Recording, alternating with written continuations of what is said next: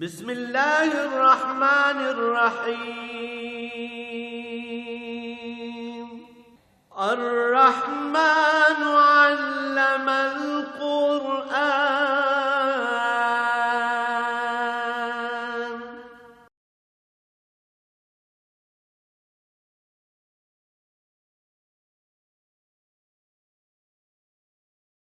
الحمد للہ رب العالمین والصلاة والسلام علی حبیبہ محمد وآلہ وصحبہ اجمعین. اعوذ باللہ من الشیطان الرجیم. بسم اللہ الرحمن الرحیم. یا ایھا الناس انتم الفقراء الی اللہ واللہ هو الغنی الحمید.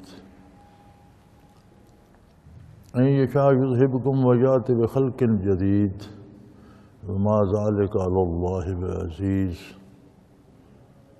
ولا تزر وازرة وزر اخری وان تدع مثقلة الی حملها لا یحمل منه شیء ولو کان ذا قربى. انما تنذر الذین یخشون ربهم بالغیب واقاموا الصلاة ومن تزکا فإنما یتزکا لنفسه وإلی اللہ المصیر. اللہم سبحانک لا علم لنا الا ما علمتنا انک انت العلیم الحکیم. رب اشرح لی صدری ویسر لی امری واحلل عقدۃ من لسانی یفقہوا قولی. رب زدنی علما. مولایا صلی وسلم دائما ابدا علی حبیبک خیر الخلق کلہم. یا ایھا الناس انتم الفقراء الی اللہ واللہ هو الغنی الحمید. ہمارے لوگوں،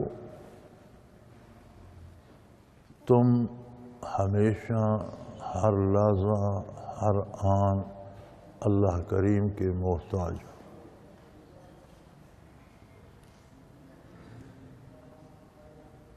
تمہارے حواس، تمہارا وجود، تمہارا ذرہ ذرہ ہر لمحہ ہر آن محتاج ہے.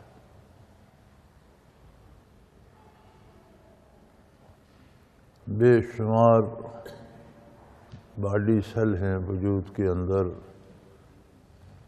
ایک ایک سیل کو وہ تعمیر کر رہا ہے، وہ حیات دے رہا ہے، موت دے رہا ہے، تبدیل کر رہا ہے.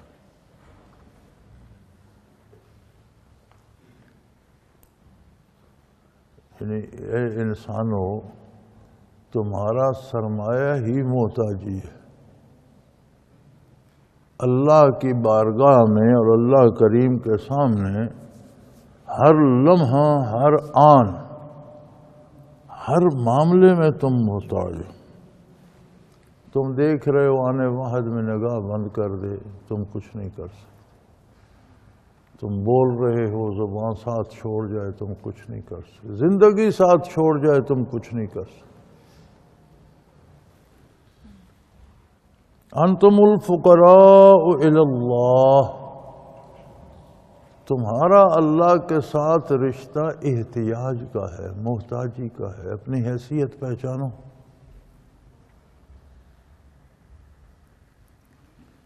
ہمیں بڑا زوم ہوتا ہے کہ ہم نے جی اتنی نمازیں پڑھی، اتنے حج کیے، اتنے تو کیا وہ جو حج کیے نمازیں پڑھی ان سے اللہ کے ہاں کوئی تعمیر ہو گئی؟ کوئی کمی تھی وہ پوری ہو گئی؟ بھئی کوئی غسل کرتا ہے، خالی پانی سے نہا لیتا ہے، اس نے اپنا غسل کیا. دوسرا صابن لگاتا ہے، اس نے اپنا غسل کیا. تیسرا اس پہ کوئی قیمتی لوشن وغیرہ منگا کر اس سے نہاتا ہے. تو اپنے لیے کر رہا ہے، کسی پر تو احسان ہے. اگر کوئی اپنی صفائی یا پاکیزگی کر رہا ہے یا مل مل کے نہا رہا ہے یا صاف ہو رہا ہے تو اپنے لیے اس کا کسی پر احسان تو نہیں. اگر کوئی عبادت کرتا ہے، اگر کوئی نیکی کرتا ہے، اگر کوئی حج کرتا ہے، اگر کوئی عمرہ کرتا ہے، اگر کوئی خیرات کرتا ہے، صدقات کرتا ہے، تو اللہ کو دے تو کچھ نہیں رہا، اس سے تو لے ہی رہا۔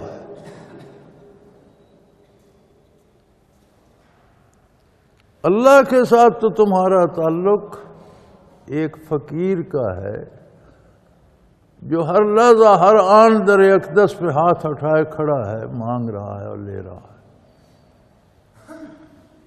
انتم الفقراء، تم سب فقیر ہو، مانگنے والے ہو، گداگر ہو بارگاہ الوہیت میں۔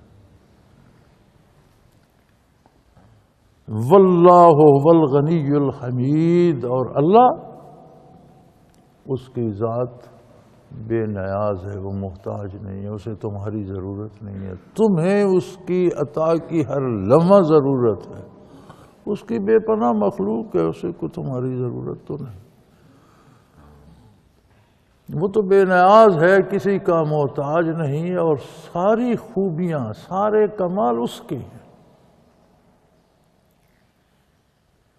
تم میں جو کمال نظر آتا ہے یہ بھی تمہارا نہیں ہے۔ تم بہت بڑے عالم ہو، بڑے فاضل ہو، تم نے علم کہاں سے لیا؟ وہ قادر ہے آنے واحد میں تمہارے ذہن سے سب کچھ گم ہو جائے اور تم بھول بھال جاؤ۔ تم صحت مند ہو، صحت کس نے دی؟ کون قائم رکھے ہوئے ہے؟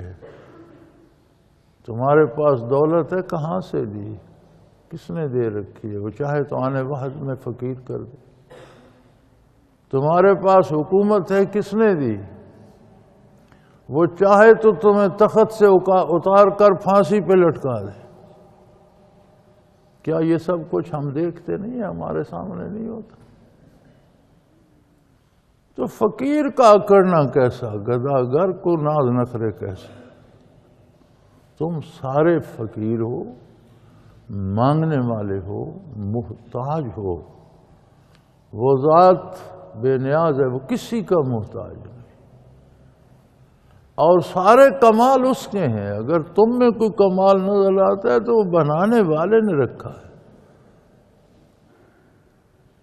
ان یشاء یذہبکم ویأتی بخلق جدید، وہ جب چاہے تم سب کو مٹا دے۔ ایک انسان نہیں، ساری انسانیت ختم ہو جائے تو اس کی ذات کو کوئی فرق نہیں۔ وہ چاہے تو تم سے بہتر مخلوق اور پیدا کر، نئی مخلوق پیدا کر۔ وہ خالق کائنات ہے، ساری مخلوق اس کی ہے۔ تمہیں بدل دے، تمہیں دنیا سے مٹا دے، تمہاری جگہ کو اور مخلوق لائے، وہ قادر ہے، اس سے کوئی احتیاج نہیں ہے۔ وَمَا ذَلِكَ عَلَى اللَّهِ بِعَزِيزٍ، اللہ کے لیے، اللہ جل شانہ کے لیے کوئی مشکل نہیں ہے۔ مراد یہ ہے کہ انسان کو اپنی حیثیت پہچاننی چاہیے۔ ہم دنیا وہ امور میں بھی دیکھتے ہیں، کوئی بندہ محتاج ہو جاتا ہے، خود نہیں کما سکتا، معذور ہو جاتا ہے، نظر نہیں رہتی، ہاتھ پاؤں جواب دے جاتے، پھر اسے کوئی اچھا کھانا کھلائے، صبح شام کپڑے دھو کر دے، بن مانگے گھر بیٹھے ہر چیز پہنچا دے، تو وہ جو اسے کھلا رہا ہے، کپڑے دھو رہا ہے، نہلا دھلا رہا ہے، سہولتیں دے رہا ہے، اس کی نافرمانی کرے گا یا شکر گزار ہوگا؟ یہ محتاج اس دینے والے پر احسان کرے گا یا اس کا احسان مند ہوگا؟ اسی طرح فرمایا تم ہر لحظہ محتاج ہو ذات باری کی، بے پناہ نعمتیں تمہیں دے رہا ہے، تم پر لٹا رہا ہے، تم پر نچھاور کر رہا ہے، تمہیں شعور دیا ہے، سب سے بڑی نعمت ہے اللہ کی، تمہارے سینے میں دل دیا ہے، تمہیں حواس خمسہ عطا کیے ہیں، تمہیں انسانی عقل دی ہے، دماغ دیا ہے، وجود دیا ہے، لمحہ لمحہ اس وجود کو تعمیر کر رہا ہے، اس کی حفاظت کر رہا ہے۔ تم جو کچھ کھاتے پیتے ہو سارے کا اہتمام وہی کرتا ہے، ہر لقمہ وہی تمہیں دیتا ہے، پھر تم اس کے ساتھ گستاخیاں کرتے ہو اور اس کی نہیں مانتے۔ اللہ کریم یہ یاد دلا رہے ہیں کہ تم بھول جاتے ہو، تم یہ سمجھتے ہو میں نے یہ، تم کون ہو، تم نے کیا کرنا تھا؟ اس نے تمہیں انسان بنایا، یہ ساری قوتیں دی، طاقت دی، جوانی دی، دولت دی، حکومت دے دی، لیکن اس کو تو مت بھولو۔ اور اگر وہ چاہے تو ساری انسانیت کو صاف کر دے، کوئی باقی نہ رہے، تو اس کا کیا بگڑے گا؟ وہ چاہے تو اور مخلوق پیدا کر دے، اور یہ اس کے لیے کوئی مشکل نہیں ہے۔ تم گننا چاہو تو اس کی مخلوق کو گن نہیں سکتے، ایک اور پیدا کر دے تو کیا مشکل ہے؟ پھر یہ بھی یاد رکھو وَلَا تَزِرُ وَازِرَةٌ وِزْرَ أُخْرَىٰ، جب معاملہ ہوگا، حساب کتاب ہوگا، حقائق جانچے پرکھے جائیں گے، کوئی دوسرا کسی کا بوجھ نہیں اٹھائے گا۔ یعنی انسان جتنی خطائیں کر رہا ہے، جتنی کوتاہیاں کر رہا ہے، اتنا اپنا بوجھ بڑھا رہا ہے۔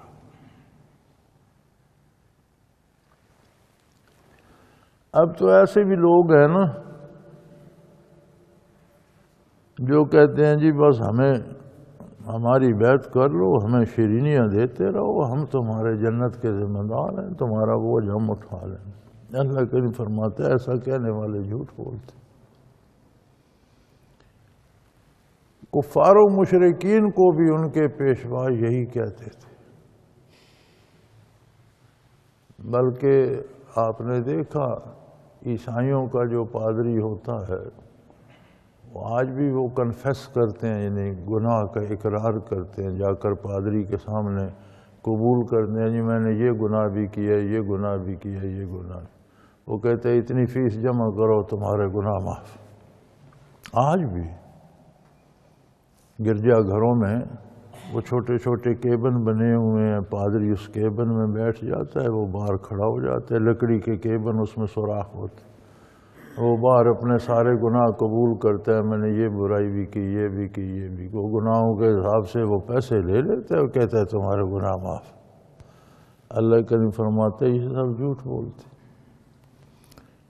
ہمارے ہاں بھی ہم عیسائیوں پہ اعتراض کرتے رہے، یہودیوں پہ کرتے رہے، ہمارے ہاں بھی یہ رواج ہو گئے، ایسے پیر خانے بن گئے جو کہتے ہیں بس تمہارا کام ہے، ہم تک آگے آگے ہمارا کام ہے، تم شیرینیاں دیتے رہو، ہم تمہیں جنت میں لے جائیں۔ بھائی لے تب جاؤ گے، خود بھی جاؤ گے تو اپنی فکر کرو۔ فرمایا لا تزر وازرۃ وزر اخرى، کوئی بوجھ اٹھانے والا کسی دوسرے کا بوجھ نہیں اٹھائے گا، جو کرے گا خود بھرے گا۔ وَإِن تَدْعُ مُثْقَلَةً إِلَىٰ حِمْلِهَا لا يؤمل منه شيء ولو كان ذا قربى، بوجھ تلے دبا ہوا انسان اگر کسی کو پکارے گا بھی، کہے گا بھی میرا تھوڑا سا بوجھ اٹھا لو، بوڑھا باپ جوان بیٹے سے کہے گا کہ یار مجھ پر بہت بوجھ ہے، تھوڑا سا کچھ، فرمایا کوئی نہیں اٹھا۔ کتنا قریبی عزیز بھی ہو، باپ بیٹا بھی ہو، ہر ایک کو اپنا اٹھانا پڑے گا، کوئی دوسرا کسی کا بوجھ نہیں اٹھا۔ فرمایا بوجھ تلے دبوا شخص کا کسی کو کہے بھی، بوڑھا باپ ہے اس پر گناہوں کا بوجھ ہے، بیٹے سے کہے بیٹا میرا تھوڑا سا، وہ کہے اپنا اپنا ہر کوئی بھگتو۔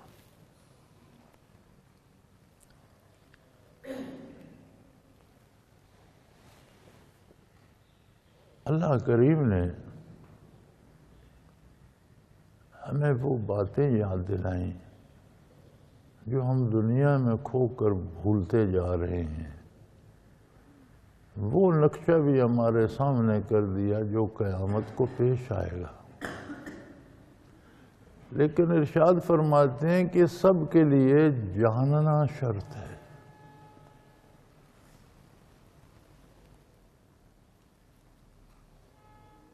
انما تنذر الذین یخشون ربهم بالغیب، وَأَقَامُوا الصَّلَاةَ،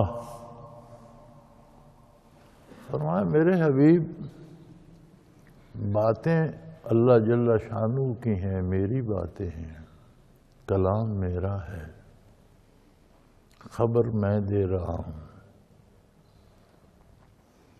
کلام کا یہ خاصہ ہوتا ہے کہ ہر کلام میں متکلم کا یعنی کلام کرنے والے کا پرتو ہوتا ہے۔ آپ ایک ہی مصرع کوئی عام آدمی گنگناتا ہے تو اس میں وہ مزہ نہیں ہوتا، کوئی گانے والا اچھا گانے والا اسی کو گاتا ہے تو لوگ اس پہ فریفتہ ہو جاتے ہیں، اس کے گانے کی تاثیر یا لذت اس میں آ جاتی ہے۔ جب اللہ کلام فرماتے ہیں تو اللہ کے ذاتی کلام میں اس کا پرتو جمال کتنا ہوگا، اس میں کتنی لذت اور کتنی شیرینی ہونی چاہیے، کتنی حقیقتیں ہونی چاہیے اور کتنے رازوں سے پردہ اٹھنا چاہیے۔ پھر یہی نہیں، اس نے ماء و شماع سے، مجھ سے، آپ سے، ہر کے و میں سے بات نہیں، اس نے اپنے کلام سے نوازا ہے ایک ہستی کو، محمد الرسول اللہ۔ کلام باری اگر اللہ ارشاد فرماتا ہے تو اللہ سے سننے کے لیے جو پاکیزگی، جو طہارت، جو نورانیت، جو شفافیت چاہیے وہ رسول اللہ صلی اللہ علیہ وسلم کی ذات میں ہے، مجھ میں، آپ میں نہیں ہے۔ لہذا اللہ سے براہ راست کلام باری کو سنا اور برداشت کیا محمد الرسول اللہ صلی اللہ علیہ وسلم نے۔ یہ ان کی شان ہے کہ ان تجلیات کو برداشت بھی کریں، کلام باری کو سنیں بھی، سمجھیں بھی۔ پھر یہ ان کا احسان ہے کہ انہوں نے ہم تک پہنچائی، اور کتنی اور شیرینی اس میں مل گئی۔ پہلے کلام باری تھا، پھر لب ہائے محمد الرسول اللہ کی شیرینی بھی اس میں داخل ہو گئی۔ یہ الفاظ قرآن حکیم کے جو میں آپ کے سامنے دہرا رہا ہوں، یہ اللہ کا ذاتی کلام ہے، قلب اطہر پیغمبر صلی اللہ علیہ وسلم پہ نازل ہوا، آپ کی زبان مبارک اور آپ کے لب ہائے شیریں سے ادا ہوا۔ تو اس میں کتنی لذت ہونی چاہیے۔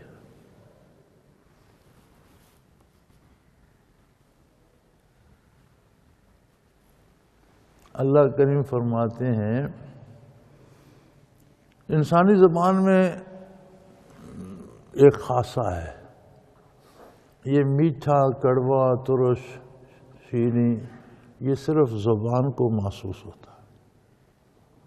بعض لوگوں کو ایک بیماری ہو جاتی ہے، وہ زبان ذائقہ محسوس نہیں کرتی، انہیں آپ بھوسا کھلائیں یا بہترین کھانا کھلائیں ان کے لیے وہ برابر ہے، انہوں نے خوراک کھانی ہے، انہیں کوئی پتہ نہیں چلتا۔ ایک بیماری ہوتی ہے، اب جو آپ منہ میں کھانا جب حلق سے اتر جاتا ہے تو کڑوے میٹھے کی تمیز نہیں رہتی، پیٹ میں کوئی چیز کڑوی نہیں لگتی، کوئی میٹھی نہیں لگتی، زبان میں حلق تک زبان میں ٹیسٹ ہوتا ہے۔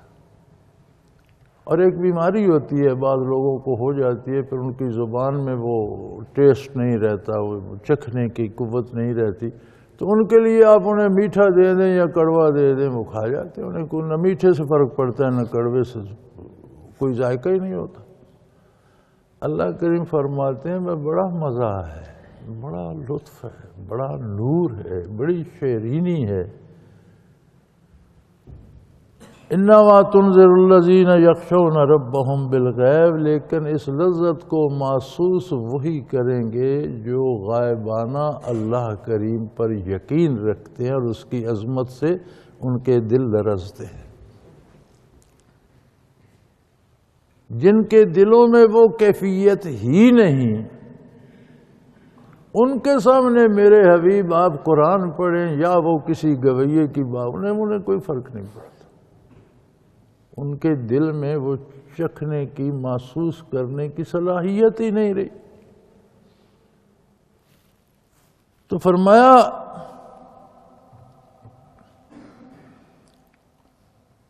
کہ آپ کی باتوں کو وہ قبول کرے گا، اس تک آپ کی نصیحت پہنچ سکتی ہے، اس بندے کو آپ انجام سے باخبر کر سکتے ہیں۔ تنذر، انذار ہوتا ہے کہ آج جو کام آپ کر رہے ہیں اس کا نتیجہ اور انجام کیا ہوگا، یہ انذار یعنی خطرے سے بر وقت آگاہ کرنا۔ اردو میں تو ہم اس کا ترجمہ ڈر لکھ دیتے ہیں، چونکہ اس اردو کے پاس ڈر کے علاوہ اور کوئی لفظ ہی نہیں، لیکن انذار کا مطلب یہ ہوتا ہے کہ ایک آدمی یہاں سے جا رہا ہے اس راستے پر، دوسرا جانتا ہے کہ 10 میل پر آگے ڈاکو ہیں، وہ اسے یہاں بتا دیتے ہیں اگر یہی راہ چلتے رہو گے تو 10 میل جانے کے بعد لوٹے جاؤ گے۔ اب یہ اس کی مرضی ہے کہ اس پہ اعتبار کرتا ہے یا نہیں۔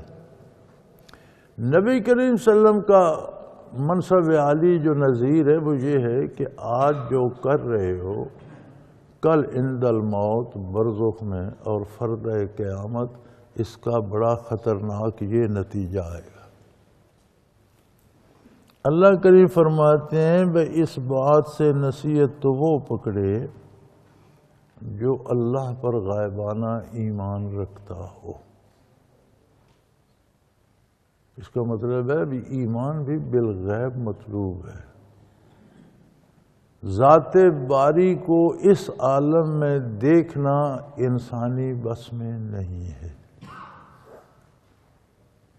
ذات باری کا کلام براہ راست سننا انسانی بس میں نہیں ہے، یہ کلام سننا بھی خاصائے خاصان خدا ہے، اولی العزم رسولوں کا منصب ہے، انبیاء کا منصب ہے، میں اور آپ یہ نہیں کر سکتے۔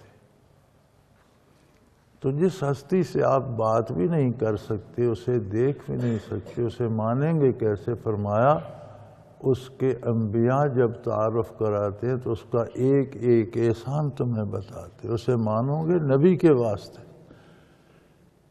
اللہ کے نبی نے فرمایا اللہ کی ذات ایسی ہے، اس کی صفات ایسی ہیں، اسی لیے اللہ کے ساتھ ایمان ان لوگوں کا ہے جو اللہ کو ویسا مانتے ہیں جیسا رسول اللہ منواتے ہیں، ورنہ دنیا میں اپنے طور سے ہر کوئی مانتا ہے۔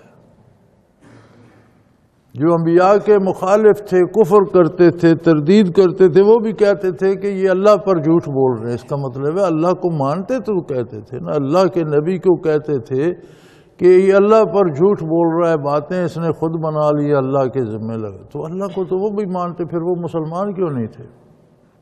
اس لیے کہ وہ اپنی پسند سے مانتے تھے، جیسا خود چاہتے تھے۔ جیسا مرضی ہو ماننا یہ ضروری نہیں، ضروری یہ ہے جیسا اللہ کا نبی منواتا ہے صلی اللہ علیہ وسلم ویسا مانا جائے۔ تو اللہ کا نبی تو اللہ کی صفات بیان کر کے، اس کی عظمت بیان کر کے اس کی ذات پر ایمان لانے کی دعوت دیتا ہے۔ پھر فرماتے ہیں جو مان لیتا ہے وہ فرما بردار ہو جاتا ہے۔ یہ ممکن نہیں کہ اللہ کو اللہ مانتا ہو اور اس کی نافرمانی کرے۔ یہ جو نافرمانیاں کرتے ہیں ان کے ماننے میں فرق ہے، انہوں نے صحیح مانا نہیں۔ جب ادراک کسی کو ہو جائے، اس کے شعور میں بات آ جائے، اللہ کے احسانات یاد آ جائے، اس کی قدرت یاد آ جائے، اپنی محتاجی یاد آ جائے، وَأَقَامُوا الصَّلَاةَ، تو پھر وہ ہمہ وقت اللہ کی عبادت کرتے ہیں۔ اقاموا الصلاۃ، ہمہ وقت عبادت اطاعت کا نام ہے۔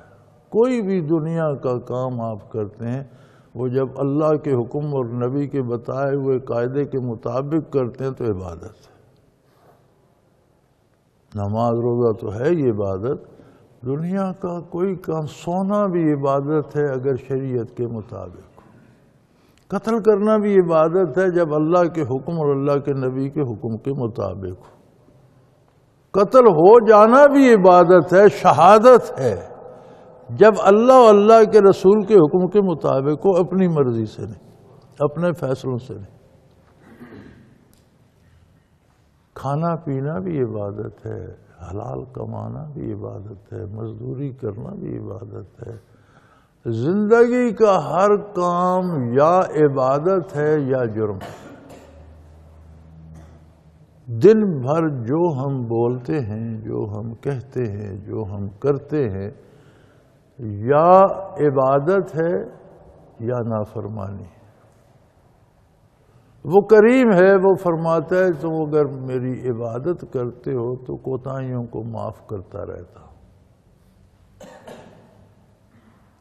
ورنہ اگر اس بات پہ بات آ جاتی کہ جو اطاعت کرتا ہے اسے نعمتیں ملیں گی، جو نافرمانی کرتا ہے تو لوگ ختم ہو جاتے، زمین پر شے کوئی نہ رہتی۔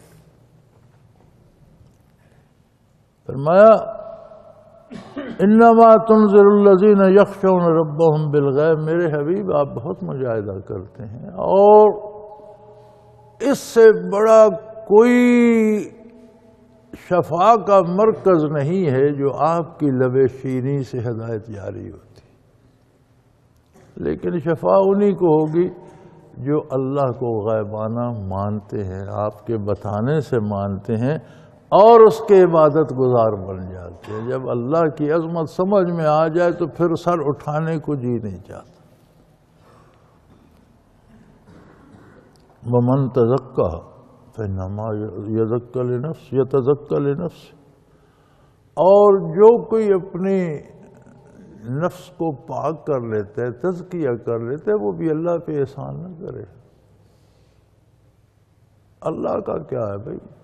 اللہ نے ایک نظام بنا دیا، اس میں تم نیکی کرو گے انعام پاؤ گے، کفر کرو گے انجام برا ہوگا۔ وَمَن تَزَكَّىٰ فَإِنَّمَا يَتَزَكَّىٰ لِنَفْسِهِ، جو نیکی کرتا ہے وہ اپنی ذات کے لیے کر رہا ہے، کسی پر احسان کرنے کی ضرورت نہیں۔ یہ خواہشیں نہ کیا کرو لوگ مجھے بزرگ سمجھیں اور لوگ مجھے پارسال سمجھیں اور لوگ مجھے حضرت صاحب سمجھیں اور کوئی میرے ہاتھ چومے اور کوئی میرے گھٹنے چومے۔ کیا ضرورت ہے کسی کو؟ تم نے کسی کے لیے کچھ کیا؟ اللہ پہ احسان نہ ضرور میں ساری رات عبادت کرتے رہے، اگر تم نہ کرتے تو آسمان گر پڑتا، اللہ کا کیا نقصان ہو جاتا؟ بھی کرتے رہے تو اپنی صفائی میں لگے رہے، اپنا تزکیہ کرتے رہے، اپنی نیکیاں جمع کرتے رہے، اللہ قبول کرے تو تمہیں خود اجر ملے گا، دوسرے پر تو کوئی احسان نہیں۔ لہذا نہ لوگوں سے توقع رکھو کہ وہ تمہیں پارساک ہیں، نہ اللہ پہ احسان کرو، الٹا احسان اس کا ہے کہ تمہیں توفیق دے دی۔ کسی نے کہا تھا نا، منت منے کہ خدمت سلطان میں کنی۔ کوئی بادشاہ کا سپاہی بھرتی ہو جاتا ہے، باورچی بھرتی ہو جاتا ہے، ملازم ہو جاتا ہے، وہ بادشاہ کی خدمت کرتا ہے تو اس ملازم کا بادشاہ پر احسان نہیں ہے۔ منت زیو بدا کے بخدمت گزاشتت، احسان بادشاہ کا ہے کہ اس نے تجھے اپنا ملازم رکھ لیا۔ محتاج تو تم تھے، بادشاہ کو کیا، تم نے صحیح ہزاروں اور پھرتے۔ اللہ پہ احسان نہ کرو، اتنی میں نے عبادت کی، اتنے میں نے عمرے کیے، اتنے میں نے حج کیا کیا؟ حج کیے تو کس پر احسان کیا؟ عمرے کیے تو کس پر احسان کیا؟ سجدے کیے، نوافل پڑھے، تلاوت کی، احسان کس پر کیا؟ وَمَن تَزَكَّىٰ فَإِنَّمَا يَتَزَكَّىٰ لِنَفْسِهِ، اگر کوئی اپنے آپ کو صاف کرتا ہے، نہاتا دھوتا ہے، صاف کپڑے پہنتا ہے تو پڑوسیوں پر احسان کرتا ہے، اللہ پر احسان کرتا ہے، لوگوں پر احسان کرتا ہے؟ نہیں۔ جو خود کو پاک کرتا ہے، عبادت کرتا ہے، رات بھر شب زندہ دار ہے، وہ اپنے لیے ہے بھائی، اس کا انعام وہ خود پائے گا۔ وَإِلَى اللَّهِ الْمَصِيرُ، اور یہ یاد رکھ لو، پلٹ کر سب کو اللہ ہی کے پاس جانا ہے۔ جو اپنے آپ کو صاف ستھرا لے جائے گا انعام پائے گا، جو اپنے آپ کو گندا کر کے گناہوں سے آلودہ کر کے لے جائے، اللہ کریم ہے معاف کر دے، اس کی مرضی نہ کرے تو سزا پائے گا۔ یہ فیصلہ اس نے قیامت سے پہلے اعلان کر دیا ہے کہ جو شرک پر یا کفر پر مرے گا اسے نہیں بخشوں۔ اب اس کے بعد رہ گئے وہ لوگ جنہیں دنیا میں ایمان نصیب ہوتا ہے، تو صرف ایمان کی اتنی برکت ہے کہ مومن کے جتنے بھی گناہ ہوئے، اگر کوئی رائی برابر بھی، ذرا برابر بھی ایمان اس کے دل میں ہے تو سزا پا گیا تو بھی کبھی نہ کبھی سزا سے بھی نکل آخر جنت میں پہنچ جائے۔ ایمان کی اتنی قیمت ہے، کافر کبھی جہنم سے نہ نکل سکے گا، نہ اسے موت آئے گی، نہ اس کے عذاب میں کمی ہوگی۔ ایمان اتنی قیمتی دولت ہے کہ ہمیشہ دوزخ میں نہیں رہے گا۔ اللہ معاف کر دیں اس کی مرضی، سزا دیں اس کی مرضی، پھر وہ دوزخ سے بھی نکال دے گا، بالآخر جنت میں لے جائے گا۔ ایمان اتنی قیمتی دولت ہے۔ ہاں، یہ نہ ہو کہ ہم دنیا میں ایمان ضائع کر کے مریں، موت ایمان پہ آنی چاہیے۔ فرمایا آپ دنیا میں دیکھ لیں، وَمَا يَسْتَوِي الْأَعْمَى وَالْبَصِيرُ، جس کی نگاہ درست ہو وہ اور اندھا کبھی برابر ہوتے۔ ایمان کا ہونا اور ایمان کا نہ ہونا ایسے ہی ہے جیسے کسی کی آنکھیں ہیں اور دوسرے کی نہیں ہیں۔ اب جو کچھ بینا دیکھ سکتے ہیں اندھے کو نظر آتا، جو کچھ آنکھوں والا دیکھ سکتا ہے راستہ کون سا ہے، کدھر جاتا ہے، کون سا ہموار ہے، کس میں چٹانیں ہیں، جھاڑیاں ہیں، کس میں موذی جانور ہے، کون سا صاف راستہ ہے، یہ تو آنکھوں والا دیکھے گا۔ وَلَا الظُّلُمَاتُ وَالنُّورُ، اور کبھی اندھیرا اور روشنی ایک جیسے ہوتے ہیں۔ ایمان نور ہے، روشنی ہے، کفر اندھیرا ہے، ظلمت ہے۔ وَلَا الظِّلُّ وَالْحُرُورُ، اور سایہ اور تپتی ہوئی دھوپ کبھی ایک جیسے ہوتے۔ ایمان سایہ ہے ابر رحمت کا، کفر تپتی ہوئی دھوپ ہے صحرا کی۔ وَمَا يَسْتَوِي الْأَحْيَاءُ وَلَا الْأَمْوَاتُ، اور کبھی زندہ اور مردہ ایک جیسے نہیں ہوتے۔ گویا ایمان حیات ہے، کفر موت ہے۔ ایمان زندگی ہے، دل کی، قلب کی، روح کی۔ ایمان مومن کا وجود ہی نہیں زندہ ہوتا، اس کی روح بھی زندہ ہوتی ہے۔ کافر بظاہر تو زندہ ہوتا ہے اس کا وجود، لیکن اندر کفر سے روح مر جاتی ہے۔ تو فرمایا زندہ اور مردہ کا عمل ایک جیسا نہیں ہوتا، زندہ اور مردہ برابر نہیں ہوتے، ایک جیسا کام نہیں کرتے، ایک جیسی بات نہیں سنتے، ایک جیسی بات نہیں سمجھتے۔ تو ہم تو سمجھتے ہیں نا جس کی موت آئی، روح قبض ہو گئی، وہ مر گیا۔ ان مرنے والوں میں تو ایسے ہیں جنہیں اللہ کہتا ہے مردہ نہ کہو۔ وَلَا تَقُولُوا لِمَن يُقْتَلُ فِي سَبِيلِ اللَّهِ أَمْوَاتٌ، اللہ کی راہ میں جو قتل ہوگا اسے مردہ نہ کہو، بل احیاء، وہ زندہ ہے۔ وَلَٰكِن لَّا تَشْعُرُونَ، یا اللہ اس کے گردن کٹ گئی، بدن کے پرخچے اڑ گئے، اسے کفن پہنایا، اسے دفن کیا، جنازہ پڑھا۔ فرمایا یہ تمہارے سمجھنے کی بات نہیں ہے کہ مر کر بھی وہ کیسے زندہ ہے۔ تمہاری انسانی عقل اس بات کو تو لا تشعرون، تمہارا شعور اتنا نہیں ہے کہ تم اس بات کو سمجھ سکو، تم اللہ کے بتانے سے مان لو کہ وہ مردہ نہیں، وہ زندہ ہے۔ تو یہ تو ایمان کی برکت ہے نا، اس میں ایمان تھا تو شہید ہوا۔ تو فرمایا جس کی روح قبض ہوتی ہے وہ نہیں مرتا، وہ تو مر کے بعض ایسے اللہ کے بندے ہیں جو مر کے بھی زندہ رہتے ہیں، شہید مر کے زندہ رہتا ہے۔ تو شہید تو ایک علامت ہے. اسی طرح اہل اللہ و صحابہ کرام، پھر انبیاء علیہ الصلوۃ والسلام، جن کی اتباع کرنے والا اگر قتل ہو جائے شہید ہے، ان کا خود مرتبہ کیا ہوگا، ان کی حیات کا مقام کیا ہوگا. تو اللہ کریم فرماتے ہیں مردہ وہ ہے جس کے دل میں ایمان نہیں. خواہ دنیا میں زندہ بھی رہے تو کیا فرق پڑتا ہے، ہر درخت زندہ ہے، ہر پودا زندہ ہے، گھاس کا ہر تنکا زندہ ہے، تو کیا کرے گا زندگی. تو حقیقتاً فرمایا مردہ وہ ہے جس میں ایمان نہیں ہے. تو کتنی مثالیں دیں اندھے اور آنکھوں والے کی، اندھیرے اور روشنی اور ظلمت اور نور کی. بہترین مزیدار دل ربا سایہ اور تپتی دھوپ، زندہ دل، زندہ اور مردہ یہ کبھی برابر نہیں ہوتے. گویا مومن اس کی روح زندہ ہے، اس کا دل زندہ ہے، مومن زندہ ہے. کافر کے بدن میں حیات ہے بھی تو بھی دل بھی مردہ ہے، روح بھی مری ہوئی ہے، پھر وہ تو مردہ ہی تصور ہوگا. ان اللہ یسمع من یشاء،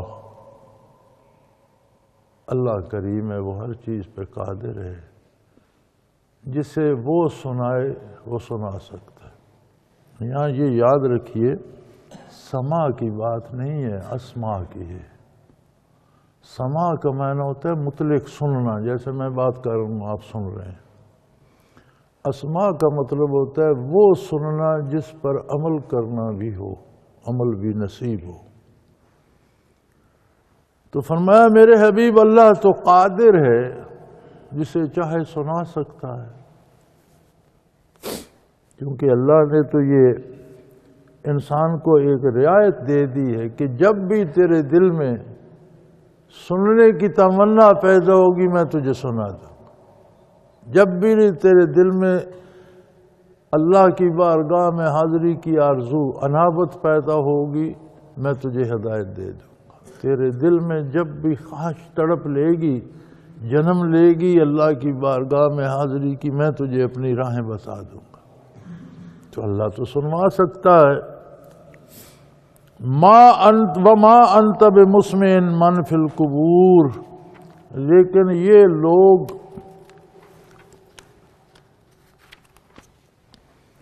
جو زندہ قبروں میں پڑے ہیں ان کو آپ کیسے سنوائیں؟ آپ نہیں سنوا سکتے. اسما ہوتا ہے وہ سننا جس پر عمل ہو سکے. کہ کافر کا دل مردہ ہے، روح مردہ ہے، آپ کے ارشادات عالی پر سن کر یہ عمل نہیں کر سکتا.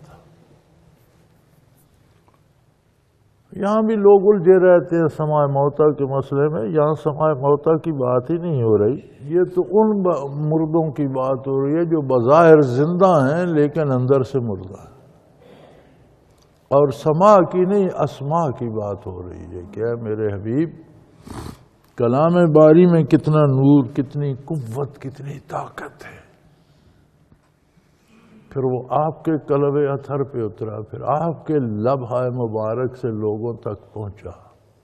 کتنی لذت، کتنی شیرینی، کتنا نور، کتنا سکون ہے اس میں. لیکن یہ ساری نعمتیں اگلا زندہ ہو تو محسوس کرے. مردے کو کیا، اسے آپ مرے ہوئے کو شہد ڈالتے رہیں یا کوئی تلخ دوا ڈالتے رہیں، مرے ہوئے کو اس سے کیا. سو آپ کی برکات سے بھی وہ فائدہ حاصل کرتے ہیں جن میں زندگی کی رمق باقی. اللہ معاف کرے، کافر تو مردہ ہے. ہمیں سوچنا یہ ہے کہ ہمارا دعوی اسلام ہے، ہم کتنے زندہ ہیں. کہیں ایسا تو نہیں کہ ہم زندہ تو ہیں لیکن بیمار پڑے ہیں، چارپائی پر نہ اٹھ سکتے ہیں نہ بیٹھ سکتے ہیں. یعنی کلمہ تو پڑھتے ہیں لیکن نہ نماز ہے، نہ روزہ ہے، نہ حج ہے، نہ زکوٰۃ ہے. ہر وقت گناہ میں لگے ہوئے ہیں، نیکی نہیں کرتے. تو پھر زندگی ایسی ہوئی نا جیسے کوئی چارپائی پہ پڑا ہے، محتاج ہے، ہر وقت بخار ہے، تپ ہے یا کوئی اور مصیبت ہے. نہ اٹھ سکتا ہے نہ بیٹھ سکتا ہے، تو ایسی زندگی سے تو لوگ دعائیں مانگتے ہیں یا اللہ اس سے تم مجھے چھٹکارا دے دے۔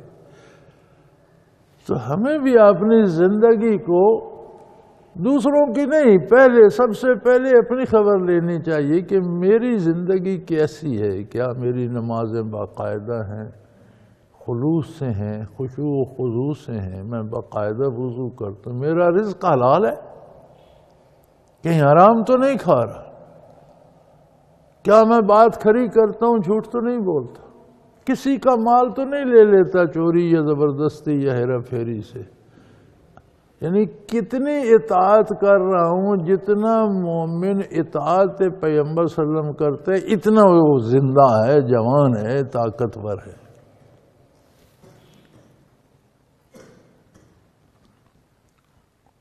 اور جو آپ کے پیغام سے محروم ہیں یہ بیچارے چلتی پھرتی قبریں ہیں۔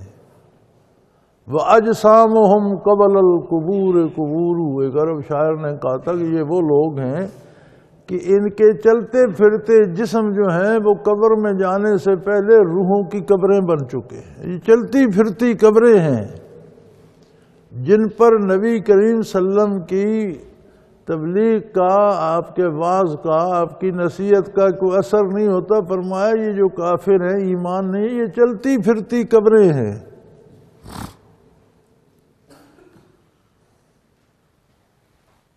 ان انت الا نذیر، آپ کا منصب جلیلہ یہ ہے کہ جو بات انہیں قبر میں جا کر اس کا کچھ حصہ سمجھ آئے گا اور پوری سمجھ میدان حشر میں آئے گی، آپ کا منصب جلیلہ یہ ہے کہ آپ انہیں آج بتا دیں کہ یہ خطرہ کل سر پہ کھڑا ہے، اگر ایسا کرو گے اس کا نتیجہ یہ ہوگا۔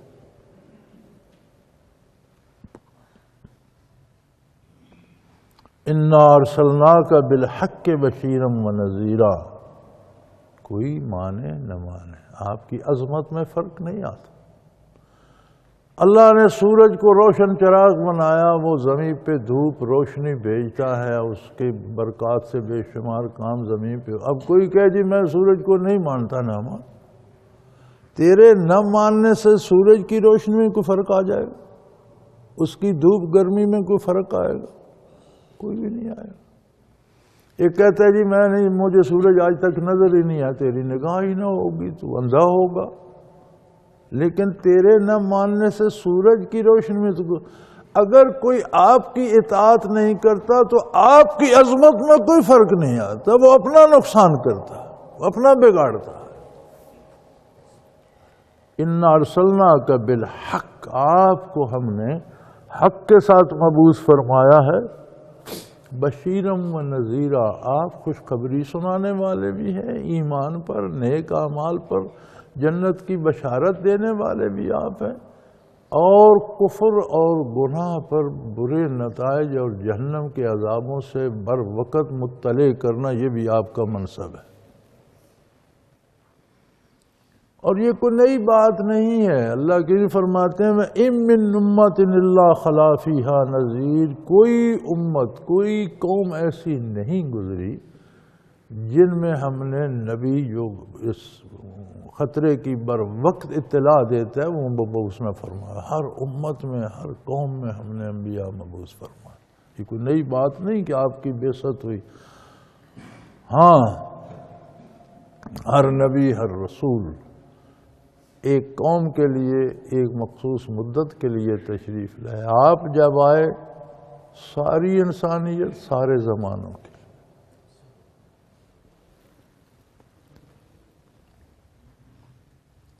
فَإِن يُكَذِّبُوكَ فَقَدْ كَذَّبَ الَّذِينَ مِن قَبْلِهِمْ، اگر یہ آج آپ کی اطاعت نہیں کرتے، آپ کے پیغام کو نہیں مانتے، قبول نہیں کرتے، تو ان سے پہلے لوگوں کا بھی یہ وتیرہ تھا، پہلے انبیاء کے ساتھ بھی یہ ہوا، ان کی بات لوگوں نے ماننے سے انکار کر دیا، ان کی اطاعت سے انکار کر دیا۔ یہ بھی کوئی نئی بات نہیں، یہ بھی ہوتا چلا آیا ہے۔ جو اندھے تھے وہ انہیں نہ دیکھ سکے، جو بہرے تھے وہ ان کی نہ سن سکے، جن کے دل مردہ تھے وہ ان پر ایمان نہ لا سکے، پہلے انبیاء کے ساتھ بھی یہ ہوا ہے۔ جاءتہم رسلہم بالبینات وبالزبر وبالکتاب المنیر، ان کے انبیاء بھی واضح دلیلیں لے کر اور صحیفے اور روشن کتابیں لے کر آئے۔ بعض انبیاء پر معجزات انبیاء نے پیش کیے، واضح دلیلیں پیش کی، صحائف اترے بعض انبیاء پر، صحیفے لے کر آئے، وہ روشن کتابیں نازل کر فرمائی اللہ کریم نے۔ اس سب کے باوجود لوگ انکار کرتے رہے، یہ کوئی نئی بات نہیں، یہ تو اللہ کی تقسیم ہے۔ اللہ نے انسان کو اختیار دیا، اب اپنی آنکھیں جس نے پھوڑ لی ہیں وہ کیا دیکھا، جس نے اپنی سماعت ختم کر لی ہے وہ کیا سنے گا۔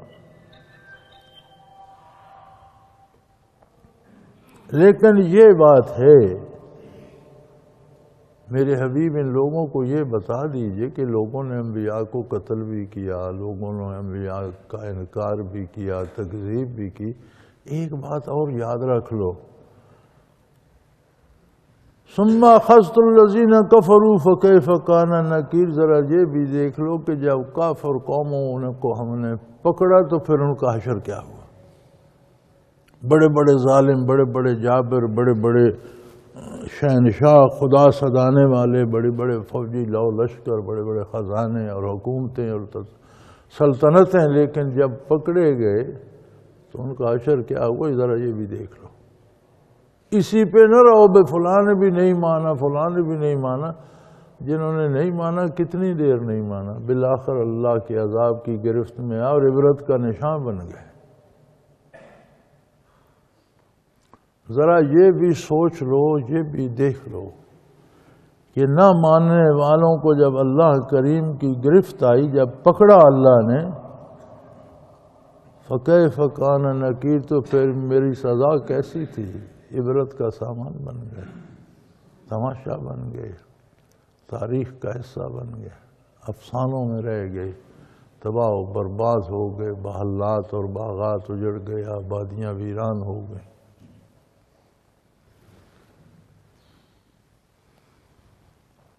تو ذرا انکار کرنے والوں یہ بھی دیکھ لو،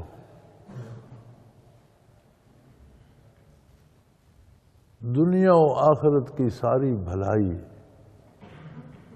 حضور اکرم صلی اللہ علیہ وسلم کی اطاعت میں، اطاعت کو چھوڑنے والوں نافرمانوں کا انجام دیکھ لو۔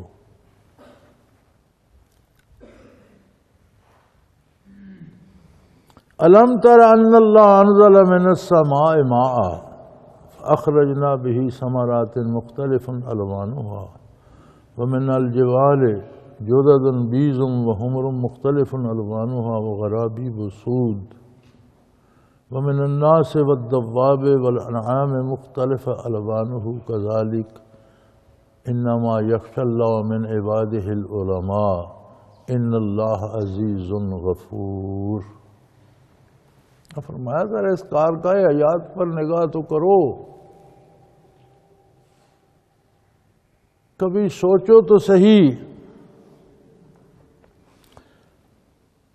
مخاطب کیا تم نہیں دیکھتے؟ اللہ بلندیوں سے، آسمانوں سے کس طرح پانی برساتا ہے،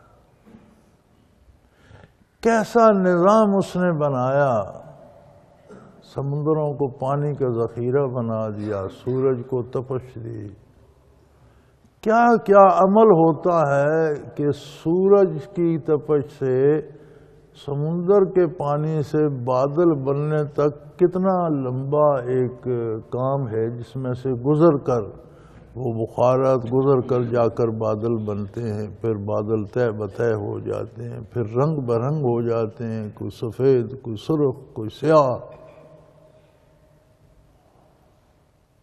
پھر ان سے بارش برستی ہے۔ ان اللہ انزل من السماء ماء، آسمانوں سے، بلندیوں سے، آسمان کی بلندیوں سے بارش برستی ہے۔ پتہ ہے پانی، خالص پانی کس کو کہتے ہیں؟ پانی کی خصوصیت یہ ہے کہ آپ خالص پانی اسے کہیں گے جس میں نہ ذائقہ ہو، نہ بو ہو، نہ رنگ ہو۔ جس کا رنگ بدل جائے وہ بھی خالص نہیں ہے، جس میں بو ہو وہ بھی خالص نہیں ہے، جس کا ذائقہ بدل جائے وہ بھی خالص نہیں۔ تو خالص پانی بے رنگ بے ذائقہ بے بو ہوتا ہے۔ فرمایا بارش سے خالص پانی برستا ہے، نہ اس میں رنگ ہوتا ہے، نہ بو ہوتی ہے، نہ ذائقہ ہوتا ہے۔ ایک ہی طرح کا پانی، خالص ٹھوس پانی برستا ہے۔ پھر جب اس میں سے ہم کھیتیاں پیدا کرتے ہیں تو کتنے رنگ بن جاتے ہیں۔ ہر تنکا گل بکف پیدا ہوتا ہے، ہر گھاس کے تنکے پہ ہاتھ پہ پھول ہوتا ہے، اس پھول کا رنگ مختلف ہے، ذائقہ مختلف ہے، اثر مختلف ہے۔ ایک پھول کے کھانے سے شفا ہوتی ہے، ایک سے موت بھی ہو سکتی ہے۔ ایک پھول کے کھانے سے طبیعت بشاش ہوتی ہے، دوسرے کے کھانے سے پجمردہ بھی ہو سکتی ہے۔ مختلف پھول مختلف بیماریوں کو، مختلف گھاس مختلف بوٹیاں مختلف چیزوں کا علاج ہیں۔ کوئی کڑوی ہے، کوئی میٹھی ہے، کوئی بے ذائقہ ہے، کوئی سبز ہے، کوئی سرخ ہے، کوئی اتنے رنگ ہیں پھولوں میں۔ فرمایا بارش میں تو رنگ کوئی نہیں تھا، مٹی میں بھی کوئی رنگ نہیں ہے۔ کس کاریگر کی کاریگری ہے؟ کون ہے؟ کبھی چھوٹے چھوٹے پھولوں پہ آپ غور کریں، پھولوں کے اندر پھول بنے ہوئے ہیں، پتیوں کے اندر پتیاں بنی ہوئی ہیں، اور 8-10 پتیاں 15 پتیاں اکٹھی کر کے رکھ کے دیکھیں، سب کے اندر ایک جیسا نقش و نگار ہے۔ حیرت ہوتی ہے۔ میں نے پچھلے دنوں ساتھیوں کو دکھلائی بھی تھی کہ پانی کے اندر جو ذرات، پانی کے اپنے جو ذرات ہیں باریک، ان کی اتنی خوبصورت تصویریں ہیں جیسے کسی نے زیور نہ بنایا۔ کون کرتا ہے یہ سب؟ اب پہاڑوں کو دیکھ لو، من الجبال جدد بیض وحمر مختلف الوانها وغرابیب سود، کہیں بالکل سفید پہاڑ ہے، کہیں اس کے مختلف رنگ ہے، کہیں سیاہ کالا پہاڑ ہے۔ کس نے رنگ بھر دیے زمین میں بھی، مٹی میں بھی، پہاڑوں میں بھی، چٹانوں میں بھی؟ کون ہے؟ لوگوں کو دیکھ لو، جانوروں کو دیکھ لو، چوپایوں کو دیکھ لو، وَمِنَ النَّاسِ وَالدَّوَّابِ وَالْأَنْعَامِ مُخْتَلِفٌ أَلْوَانُهُ كَذَلِكَ۔ انسانوں کو دیکھ لو، آدم علیہ نبینا علیہ الصلوۃ والسلام سے لے کر آج تک کتنے انسان روئے زمین پر آئے ہیں، ہر ایک کی شکل اپنی ہے، قد اپنا ہے، سوچ اپنی ہے، انداز اپنا ہے، آواز اپنی ہے۔ قیامت تک کتنے آئیں گے، سب اپنے اپنے حال میں ہوں گے۔ پتہ نہیں کتنی صورتیں ہیں اللہ کے پاس۔ ہر انسان کے 2 ٹانگیں، 2 بازو، 2 کان، 2 آنکھیں، ناک، پیشانی، سر، سب ایک جیسا ہے، لیکن ہر بندہ دوسرے سے الگ ہے۔ جانوروں کو دیکھ لو، گورے، کالے، بھورے، تیترے، پیلے، سبز، کتنے رنگ ہیں پرندوں میں، جانوروں میں، حیوانات میں۔ یہ سارے ایک ہی طرح کے ذریعے سے پیدا ہوتے ہیں۔ نطفے میں بھی کوئی رنگ نہیں ہے، ماں کے پیٹ میں بھی کوئی رنگ نہیں ہے، نہ کسی انسان اور نہ کسی جانور کے۔ تو پھر یہ سارے رنگ سازیاں کون کرتا ہے؟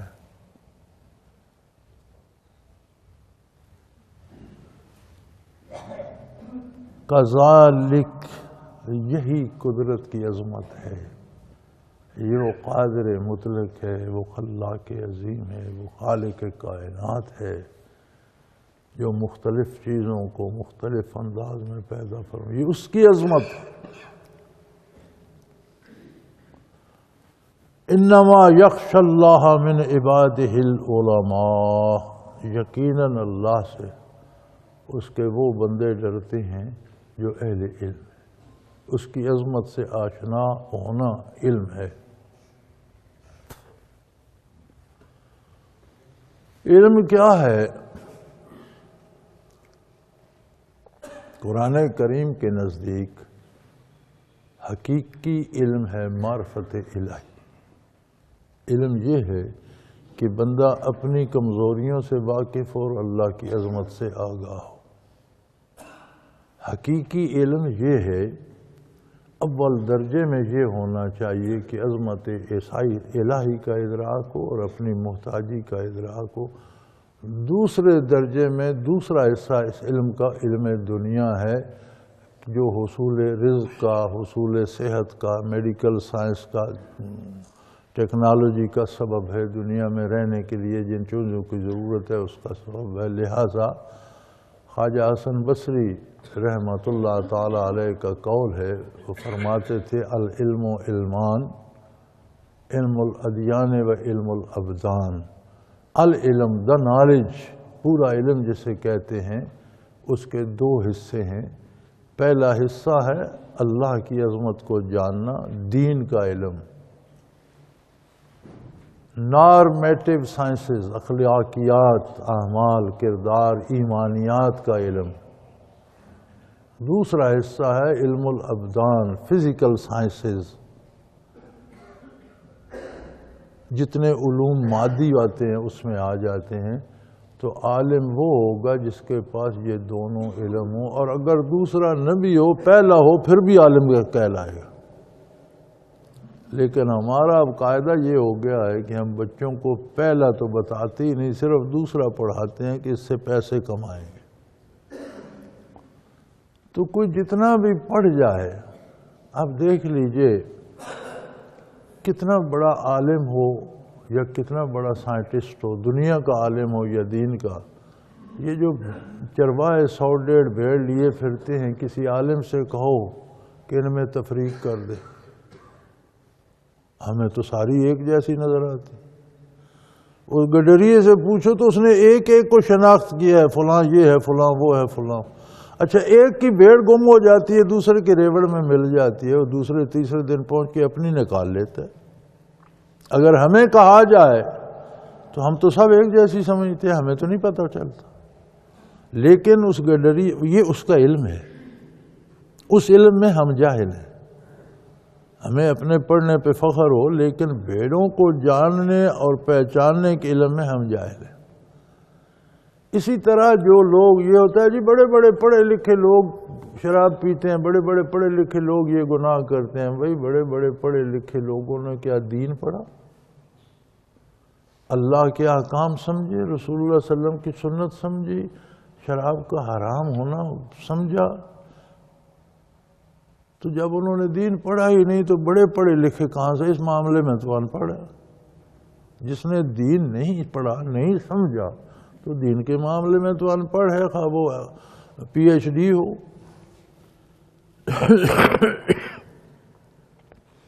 تو فرمایا دیکھو تو صحیح کائنات کی یہ ساری رنگا رنگی کیسی ہے، تمہارے سامنے روز حشر بپا ہوتا ہے، کھربوں نئی چیزیں زمین سے پیدا ہوتی ہیں، کھربوں چیزیں خاک ہو کر پھر مٹی میں مل جاتی ہیں، روز حشر بپا ہوتا ہے۔ بارش ہوتی ہے صحراؤں میں، جنگلوں میں، بیابانوں میں، مقبلیں فرش بچھ جاتے ہیں، کون بچھاتا ہے؟ کون رنگ سازی کرتا؟ پتی کو سبزہ کس نے دیا؟ گھاس کو سرا کس نے بنایا؟ پھول کو خوش رنگ کس نے بنایا؟ اس میں خوشبو، ذائقہ کہاں سے آ گئی یار؟ نہ پانی میں خوشبو تھی، نہ مٹی میں خوشبو تھی، پھول میں کہاں سے آ گئی؟ کہاں سے لے آیا؟ فرمایا کبھی ان چیزوں پہ غور کرو تو تمہیں علم ہو جائے، تم بھی عالم ہو جاؤ، اور پھر تمہیں عزم، یخشا، خشیت، یہاں خشیت کا ترجمہ بھی ڈاری لکھ دیا جاتا ہے، اردو میں تو ڈاری لکھیں گے، لیکن خشیت ہوتی ہے کہ مقابل کی عظمت کو دیکھ کر اپنی کمتری کا احساس۔ جیسے ایک عام آدمی بادشاہ کے دربار میں پیش ہو تو اسے پتہ ہوتا ہے وہ بادشاہ ہے، میں ایک عام آدمی۔ ہم عدالت میں جاتے ہیں، جو جج بیٹھے ہوتے ہیں ہمارے جیسے انسان ہی ہیں، لیکن ہم پہ لرزہ طاری ہوتا ہے، ہمیں پتہ ہے میں مجرم ہوں، یہ جج ہے۔ کوئی گواہی کے لیے جاتا ہے، وہ لرز رہا ہوتا ہے، تو نے تو گواہی دینی ہے، چلے جانا ہے، تجھے کسی نے سزا، پھر بھی کہتا ہے یار وہ کورٹ ہے، عدالت ہے، وہ جج ہے۔ فرمایا جنہیں عظمت الہی سے آشنائی ہو جائے اور بارگاہ الہی میں لرزاں و ترساں وہ رہتے ہیں، دوسرے بے باک ہوتے ہیں، انہیں کو نہیں احساس ہوتا، جب وقت آئے گا پکڑے جائیں گے تب انہیں پتہ چلے گا کہ یہ کیا ہو گیا۔ اور وہ کریم ہے،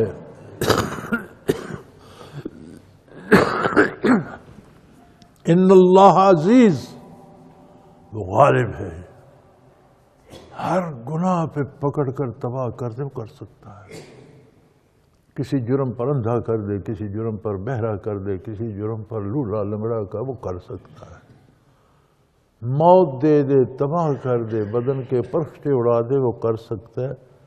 ان اللہ عزیز غفور، لیکن یقیناً اللہ سب کر سکتا ہے، غالب ہے، لیکن وہ بخشنے والا بھی ہے، درگزر کرنے والا بھی ہے، بڑی مہلت دے، تو نرفا نہیں کر رہا، کرتا رہو، چل کھانا بھی کھا، جسم بھی تیرا، صحت بھی، اولاد بھی، مال بھی، اقتدار بھی، کبھی تو تجھے خیال آئے گا۔ جب تک اس نے مہلت دے دی ہے، زندگی بھر وہ نعمتیں نچھاور کرتے رہتے، حالانکہ ہر گناہ پہ پکڑ سکتا ہے، غالب ہے، ہر جرم پہ سزا دے سکتا ہے، انسان مٹ جاتے پھر بھی وہ کریم ہے، لوگ کفر کرتے ہیں وہ درگزر فرماتا ہے، لوگ گناہ کرتے ہیں وہ درگزر فرماتا ہے، اس لیے کہ وہ غفور ہے، وہ بخشنے والا ہے۔ سو انسان کو احساس ہونا چاہیے کہ اگر میری زندگی اطاعت سے محروم ہے اور پھر بھی مجھے وہ زندگی اور زندگی کی نعمتیں دیے جا رہے تھے، یہ اس کا کرم ہے، میں ہی بس کر دوں، اطاعت اختیار کر لوں اور بر وقت گناہ سے توبہ کر لوں۔ زندگی کی توبہ گناہوں سے ہمیشہ کے لیے نجات دے دیتی ہے۔ اللہ کریم برے انجام سے محفوظ رکھے۔ وآخر دعوانا ان الحمدللہ رب العالمین۔ اللہ اللہ اللہ اللہ اللہ اللہ اللہ اللہ۔ حضرت امیر محمد اکرم آوان مد ظلہ العالی دارالعرفان منارہ ضلع چکوال میں سالہ سال سے قرآن و حدیث کے اوپر خطابات کر رہے ہیں اور سلسلہ نقشبندیہ اویسیہ کے مطابق لوگوں کو ذکر الہی کی تربیت دے رہے ہیں۔ وہ قرآن پاک کی تفسیر ترتیب وار بیان کر رہے ہیں۔ تفسیر قرآن کو وہ موجودہ ملکی اور بین الاقوامی حالات کے مطابق بیان کرتے ہیں۔ موٹر وے سے کلر کہار کے انٹرچینج سے نکلتے ہوئے، کلر کہار کی جھیل سے ہوتے ہوئے، میانی، بوچھال اور نور پور سے گزرتے ہوئے دارالعرفان منارہ پہنچ سکتے ہیں۔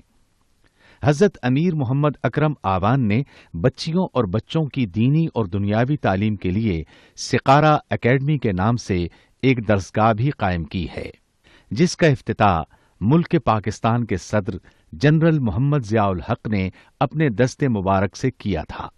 وہ تمام احباب جو اسلام کی طلب رکھتے ہیں، ان سے گزارش ہے کہ دارالعرفان منارہ ضلع چکوال میں امیر محمد اکرم آوان صاحب کے خطابات سے مستفید ہوں۔ وہ ہر جمعے کو نماز سے پہلے بیان فرماتے ہیں۔ ہر ماہ کی پہلی اتوار کو ماہانہ اجتماع ہوتا ہے، جس میں آپ خصوصی خطاب فرماتے ہیں اور پاکستان کے چاروں صوبوں سے احباب اس اجتماع میں شرکت کرتے ہیں۔ اس کے علاوہ یہاں سال میں 2 مرکزی اجتماعات بھی ہوتے ہیں، ایک رمضان المبارک میں اعتکاف کا اجتماع اور دوسرا جولائی اور اگست میں 40 دن کا اجتماع ہوتا ہے، جس میں روحانی تربیت کی جاتی ہے۔ اپنا خون سیماب دے کر اتنا ہم کر جائیں گے، نام آقا کا چمن میں پھر رقم کر جائیں گے۔